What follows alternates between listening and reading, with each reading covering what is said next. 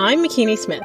After going through a divorce, my sister passing away, experiencing narcissistic abuse, and some significant health scares, I realized through sharing my story that I wasn't alone in my suffering.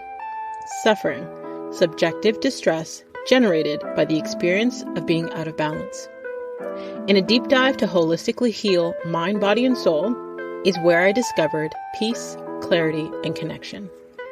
It is impossible to be truly wise without some real-life hardship, and we cannot develop post-traumatic wisdom without making it through, and most importantly, through it together. Social connection builds resilience, and resilience helps create post-traumatic wisdom, and that wisdom leads to hope. Hope for you and others witnessing and participating in your healing, and hope for your community. A healthy community is a healing community, and a healing community is full of hope because it has seen its own people weather, survive, and thrive. Thank you for joining us on the Heal Her podcast, HEAL. Honor, elevate, and love her podcast, formerly known as the Walk in My Stilettos podcast, the top 1.5% most popular show globally, where we have conversations with extraordinary women on their journey toward wholeness and harmony. And since you're already here, you may as well subscribe. As a certified mindset coach guiding women towards peace, clarity, and connection within, supporting the direction of the system toward wholeness, my goal here is to help you thrive. Cheri Syphax is an executive by day, wife, entrepreneur, and witty host of the Leader and Lover podcast by night. As a mother, lover, and agent for change with a passion to showcase the magic of Black women and the beauty of Black love, Cheri seeks to demystify the stereotype that Black women can't have it all. Cheri now uses her words and wisdom to empower others to do the same. Her journey has led her to meeting and marrying her husband, Tracey, launching them further into purpose and inspiring the creation of Just The Phax. She's also the author of Second Act and has been seen on Essence, New York Times, Forbes, Oprah Magazine, and much more. So please welcome to the show, Cheri Syphax. Thank you. I'm so excited to be here talking to you, McKinney. You're just so amazing. So I'm happy to share this space with you. I am so honored that you agreed to come on and share your story with us and your healing journey. I've had the pleasure of getting a little inside peek into your upcoming book, and I cannot wait for the listeners to hear more about your story and your journey and how you got to where you are today. Yes, that's a long journey. I turned 53 on Thursday, so I don't know when this will be aired, but January 26th was my 53rd birthday. Oh, wow. And, yeah. Happy belated. Thank you. Thank you. And, you know, it's so interesting because so often my story came really more front forward in public when I got married. And women always asked, how did you meet your husband? And my answer was, I met myself first. And I believe so often we have so many things that come up for us as we are journeying in this thing called life. We come here, these perfect beings, the way God created us. And then all these things happen in life, whether we're the youngest child, whether we're the oldest child, whether our parents are divorced, whether, you know, we're the only Black child in the school, where all these things start kind of influencing us. Mm-hmm. And because of those things, and because of whatever we attach to it, whether they're positive or negative, whether they're traumatic or not, that starts to shift us. And I realized that there were so many things in my growing up that influenced me, to play it safe, to have comfort. Those are good things, but they're not good things when it doesn't serve you. It's not good things when you're in a relationship too long. It's not good things when you're at work that doesn't fulfill you. So I had to take a step back and say, I have a good life, but I don't have an amazing life that I know I'm purposed to have. And what do I need to do and what steps do I need to take to get there? And that's really that self-realization. It was really looking at unfulfilled relationships, solid career, but still somewhat unfulfilling, amazing friendships, but knowing that there were times when I needed to be defensive or I needed to be competitive or I needed to be some of the things that I didn't love about myself. And so it really, really started there. I said, I need to readjust a little bit and I want to be a better me. And I just started leaning into what that looked like, everything from meditation and connecting with myself to actually getting a coach who helped me be more accountable and see life in a very different way than I'd seen it before.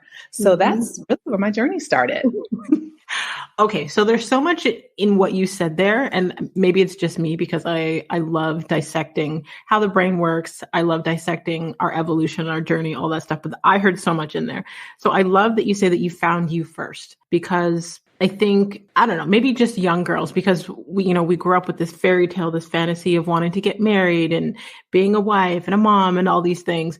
And we're not necessarily taught to put ourselves first. And I found even in my early 20s, any conversation about putting yourself first, you were made to feel guilty. It's like, oh, that's selfish. You shouldn't be.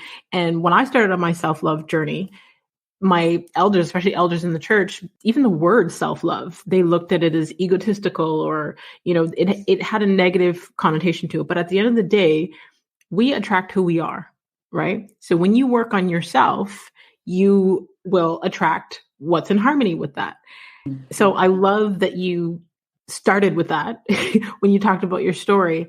And then, you broke down, as based on your upbringing and all those things. At the end of the day, we're all programmed. The results that we have right now are programming from our upbringing, from our childhood, from the environments that we were in and the people we were surrounded by, our guardians, our caregivers, stuff like that. So there comes a point where we have to ask ourselves the same thing that you asked yourself. You know what I mean? Like, yeah, life is good, but it's not great. And we have to, instead of pointing the finger and playing the victim, saying, how can I hold myself accountable? What can I do differently? So you just started this whole conversation off on a great foot for me. No, I love that, because even when you're talking about people in the church telling you self-love equates to selfishness, those are all those external, societal, communal, whatever those traditions are, that then start impacting us and making us either play small, play different, not being confident and fully stepping into who we truly are.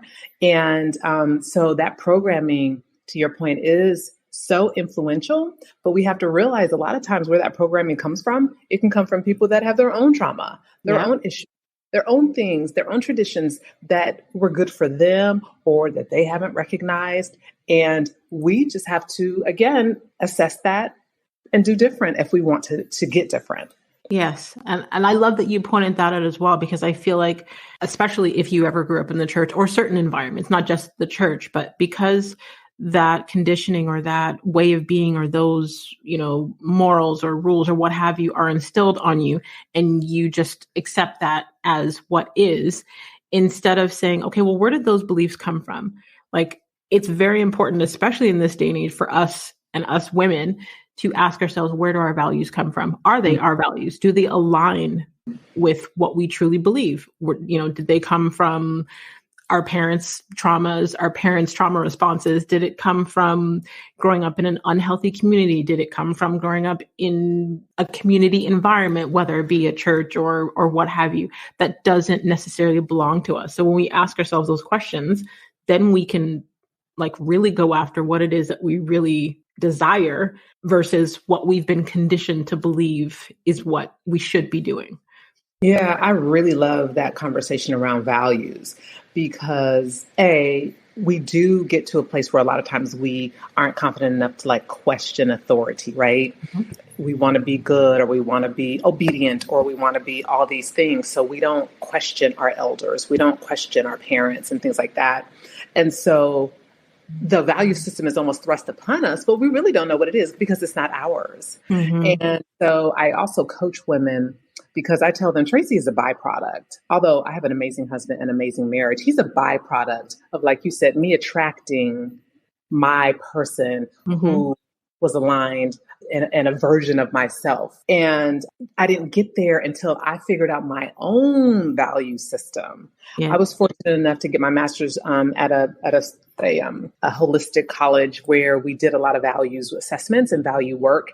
And my master's is in leadership. And the mantra is you can't lead people well if you don't even know who you are. Yeah. So we did a lot of values work and a values assessment. And I do that same work with the women that are in my program because they're trying to date or attract love and don't even really know who they are, what their value system is, what they desire, what they want, how to communicate in a healthy way. So we have to just start with our foundation of who we are and then expand out into what does that mean as far as relationship and not only romantic. I tell people all the time, the work that I do with women is not about attracting your husband.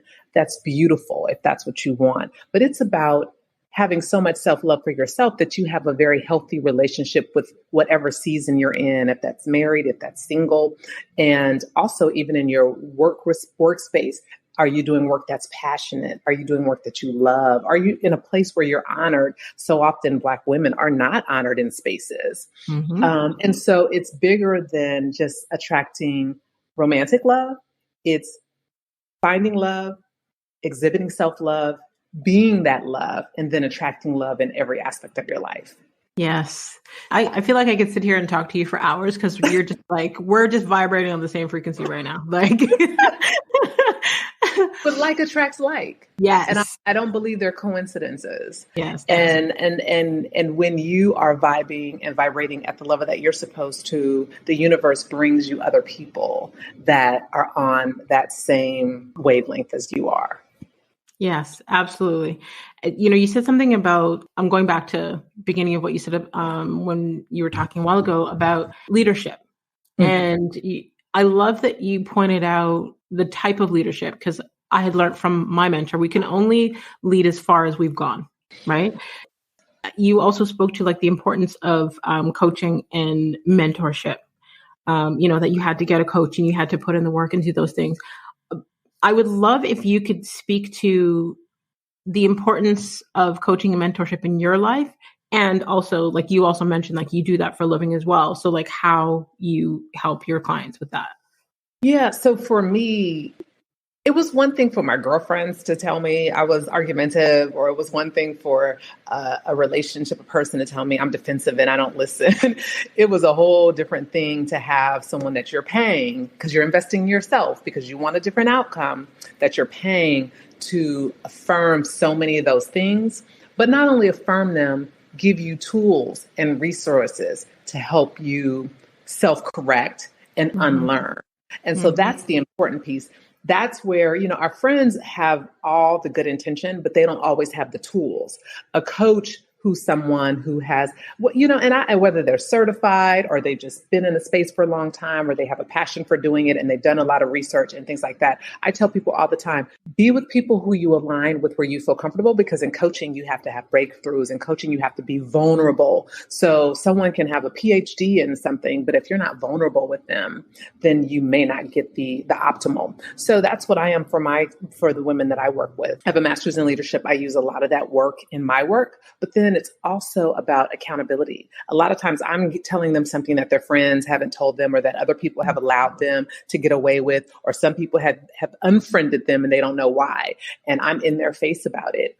I'm always asking why. Go deeper. Why? Why did you respond that way? Well, he didn't call me back. Okay. So a stranger who you don't know, who you haven't invested in, they haven't invested in you. You talked to him twice. He didn't call you back. Why are you attached to that? Help me understand how a stranger can impact you that way. So just really, and then speaking to Black women in a way, because we have to hear we're worthy. So often we don't. You'd be surprised. I have had doctors, PhDs in my program, and the lack of confidence and self-love in their personal space. Now they're confident in work and talking to clients, and they've got that down pat.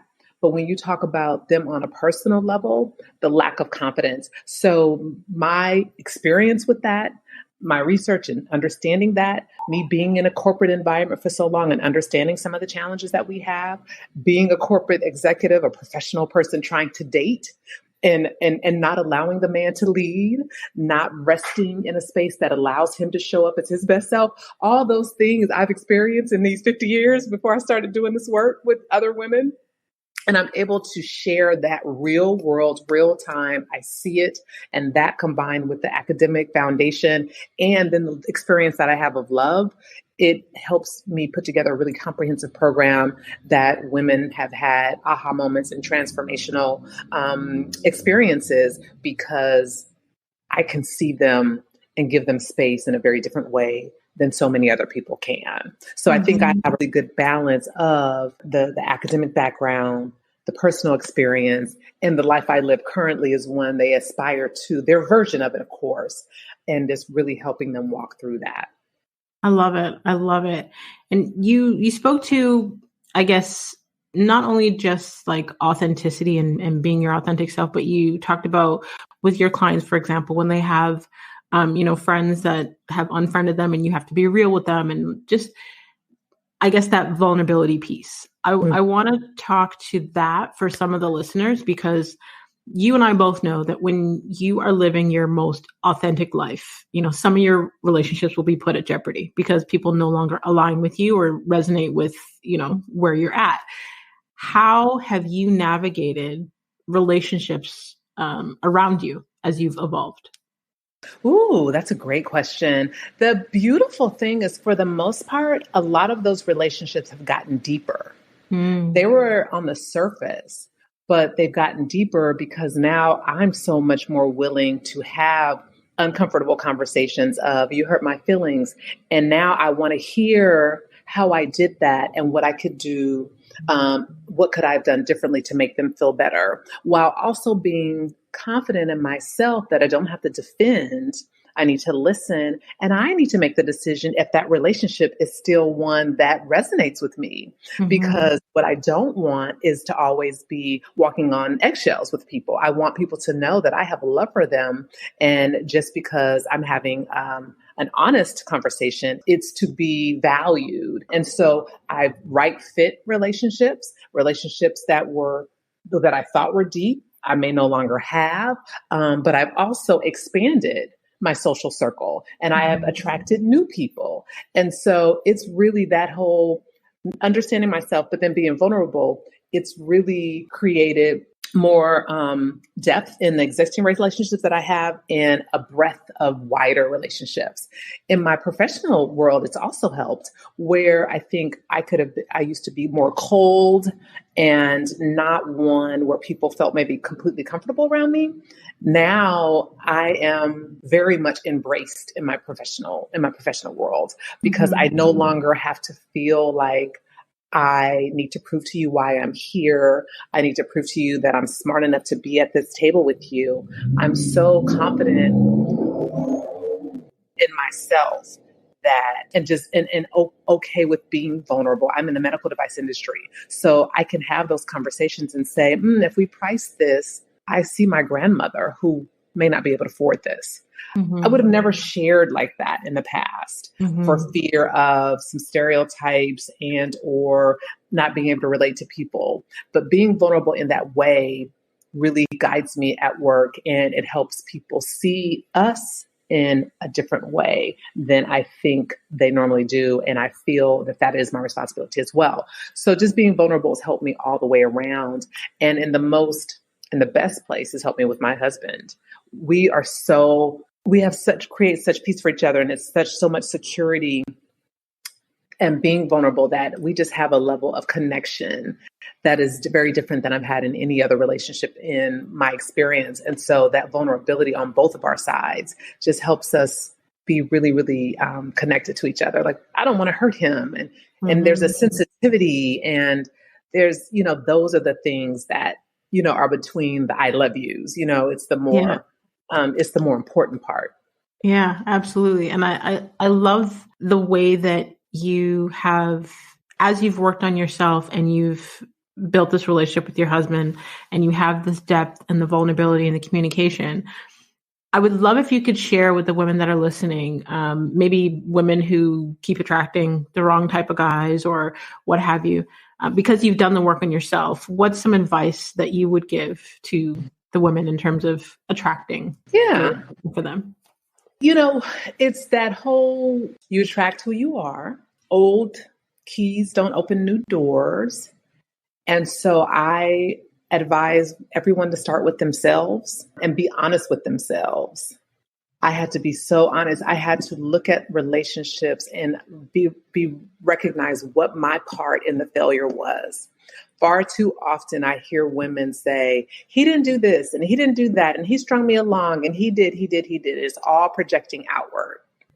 It's never, I knew that relationship wasn't working and I held on for the wrong reasons. It's not, I was afraid of being alone. It's not, I was afraid of what other people would say. I knew he was not the person for me.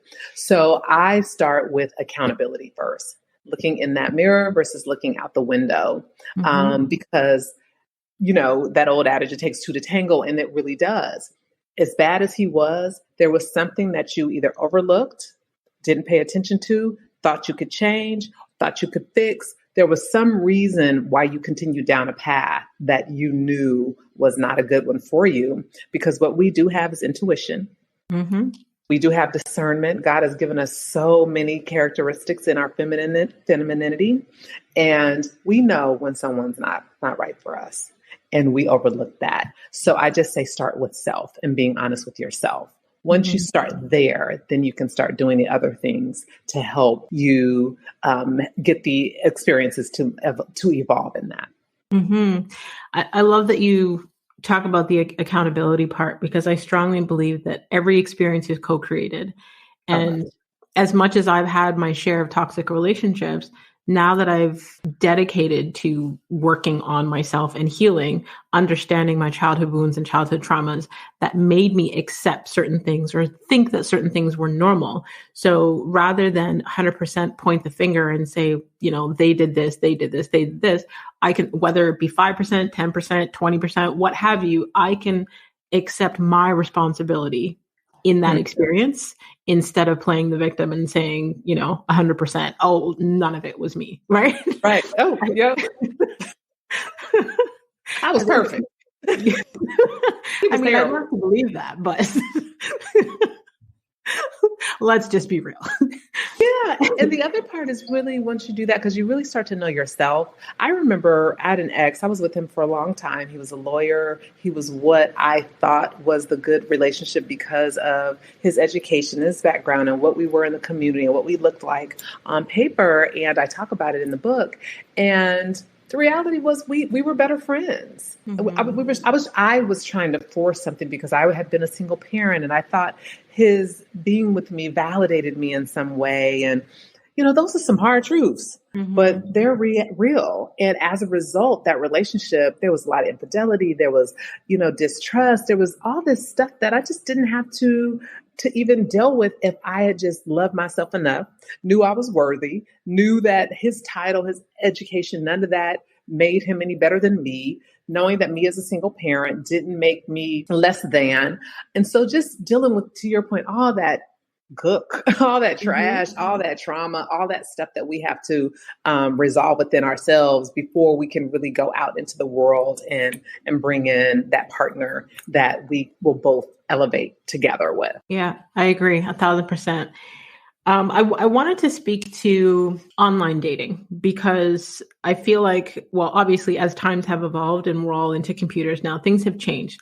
And I remember back in the day, you know, there used to be a negative stigma with online dating, and then it shifted, maybe as I got older, but women around me were finding their husbands through online dating, and, you know, they've been married for how many years now and have children and are doing wonderful. So if I read correctly, you met your husband online, correct? I did. Yes. Right. Okay. So let's give, I guess, the listeners a little bit of how you guys met and then speak to your views on online dating. So interesting. I'm from the Bay Area originally, home of Silicon Valley and all of the original online dating sites. And you're absolutely right. We felt people that went online were like, you can't meet nobody in person? What's wrong with you? You know, or you were dating desperately, or just all the negative stigma. You know, somebody can kill me, as if you don't meet people in person that can kill you too. I mean, you know, just the fear that we instill in ourselves that has something to do with trying something new. Now, I was always able to, I'd been in relationships and I was always able to meet people, in real life. So I didn't have to be online. But that wonderful thing called the pandemic shut us all down. Mm-hmm. And I had already started kind of on my journey of, I want a husband. What I was going to say to that last question too about what I would tell women, own what you want. Far too often, we try to downplay what we want because we don't know if we can have it and we don't want to fail. And so we say, oh, I don't care if I'm married or not. I care. I wanted to be married. I had decided I have beautiful friends with beautiful relationships and beautiful marriages, and I wanted to be married. I am a great girlfriend, but I'm an amazing wife. And I know that that's what I'm destined for. That's what we're created for, to have partnership in that way. And so that was the first thing, just being intentional and putting it out there that, yes, I want to be married. And I would tell people and they would introduce me to people. And sometimes it worked and sometimes it didn't. But the quality of dating had evolved for me because I had evolved. So when we went in the pandemic, I went ahead and went online. I tell people on the 2020 interview, I said, I'm in sales and marketing, so I can sell and market myself. So that is true. But I really believe you bring a mindset. I think you bring an energy. I think you bring positivity or negativity to the process. So if you're saying, I hate it on here, a man's going to be like, well, I don't want to talk to you. Or a toxic man may respond to that. Or if you're like, swipe left because I don't want this and I don't want that. Don't talk about what you don't want. Talk about who you are, what you envision or whatever. Like the conversation, your words are so powerful. As we know, words become our world. And so that's how I went online. I was like, I'm from the Bay, but I live in the city of brotherly love. I just really, Tracey says all the time, I presented in a way that men wanted to be in my life with me. Mm-hmm. And I had a plethora of men that I was able to engage with and had very, very positive experiences. So I just believe that the energy and the positivity, if you're like, there are no good men out there, if you're like doing it because you feel you have to, it's an only choice, anything negative about the dating process comes through that screen. So you have to be positive about the opportunity. And you may not find your husband online. However, that is just an option that you have, and it rounds out the dating experience. It gives you some options to practice with people. It gives you so many things. And so, Tracey saw my profile and swiped on me and we talked and it was very positive and we went from there. I also tell women, don't let the first person cut your options off. Tracey was great, but I dated a few men until he really started showing me that he was worthy of me really investing in him. We are the prize. We are, what we bring to the relationship is the intangibles. The man can build the house. We make it a home. He can give us the sperm. We make it a baby. He can, he can buy the food. We make it dinner. Like that, there's something so powerful in women that we don't have to settle at the first man that gives us some attention. So that was another thing. I just was able to meet a lot of different people, had a lot of different great experiences. And so by the time Tracey and I really engaged with each other, I was much more confident in our conversation, in the way in which I interacted with him. And it just felt really good. So yeah, I would just say, just bring a very positive attitude to the online dating space, because from what Tracey tells me too, and he's done some stuff with me online, talking about relationships, and I appreciate him for it. He says he can just through the words, he can, if you have trauma, he can sense that. Mm-hmm. And he wasn't as evolved. He would bond with that, which was not good. And now that he's more evolved, he sees that and stays away from it. So there is something to the mental approach and energetic approach to online dating. Yes, absolutely. I agree. And not even just online dating, just online in general, you see on social media, whether it be family or friends, you can tell like people who are just constantly negative or complaining online all the time, or the type of energy that they put out there, the words that they use, or the things they choose to nitpick at. So I totally get it. Yep. And that's across platforms. Yeah. And you spoke to just being clear and intentional. I think I hear way too often, and not just Black women, but women in general, especially if they're independent or successful in other areas of their life, where they'll say stuff like, I don't need a man, I don't want a man. But at the end of the day, yes, there may be some that don't, but there are those that once they got clear, or once they stopped putting up the front, they're like, yeah, I would love to be in a relationship. So it's getting clear. Okay, well, what do you really want? Because when you continue to focus on what you don't want, you're going to get more of what you don't want, right? Right. Yep. Yep. So that the intentionality piece, I think, is important. And when you spoke about like even online, people that say that they don't like this or they don't like that. I think when it comes to relationships, make a list of what you do want and character traits, not, the physical stuff that you can't control, but like make a list of what you want, get clear about what you want if that's what you're trying to attract. Absolutely. And be open. So often, and granted, my husband is successful now, but 10 years ago, I probably would not have dated my husband for a couple of reasons. One is I had this list that was in the Oprah Magazine. We talked, it was about me being in a box, partially because I was raised in a religious household, partially because of societal, what we believe societal demands, how it defines success. And so I wanted a man who had a college degree, who worked certain industries and things like that. And I was dating those people, but I wasn't having success. I put that down and got clear on my value system and the character traits that I wanted a person to have and how I wanted a person to make me feel. And then I attracted my husband, who was formerly incarcerated, although many, many years ago, but still formerly incarcerated, who does not have a higher education. Like he said, he was on a call the other day with some formerly incarcerated people saying, hey, I got my diploma and didn't even know how to my multiplication tables, but he's a contractor. He built our house. So think about how many multiple equations he had to do, to do that. And so just getting out of my own head and way of what success in a man looked like and giving people the chance to us get to know each other. Just really get to know each other. Entrepreneur was definitely not one of my things because you never know what that really means. But he was so sincere. He was so intentional himself. He had no problem sharing how he felt about me early. He was professing about me early. If he had scheduled a call, he was on time.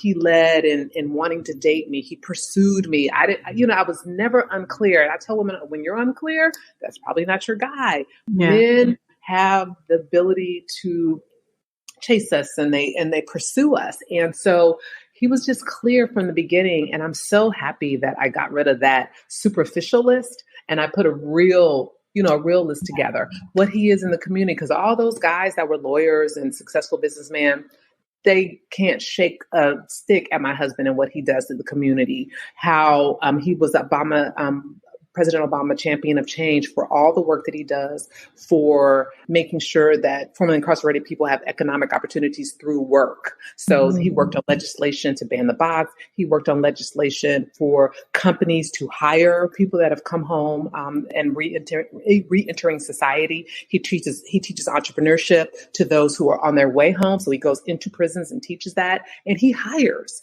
So some of the guys that I was dating wouldn't even sniff at someone formerly incarcerated, because they're too beneath them. And so it was those parts of his character, that empathy, that care that drew me so into him that I knew together, no matter what his financial situation was, although he's stable, but I knew together we could just build so much, and we have.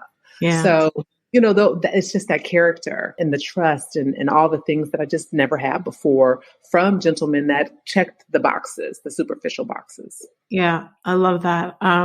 It makes me think of, I saw something, I believe it was yesterday, where it was talking about character over reputation. Because, you're talking about the lawyers and all that stuff. And it's like, your character is so important. Some people are so focused on their reputation when they should be more focused on their character.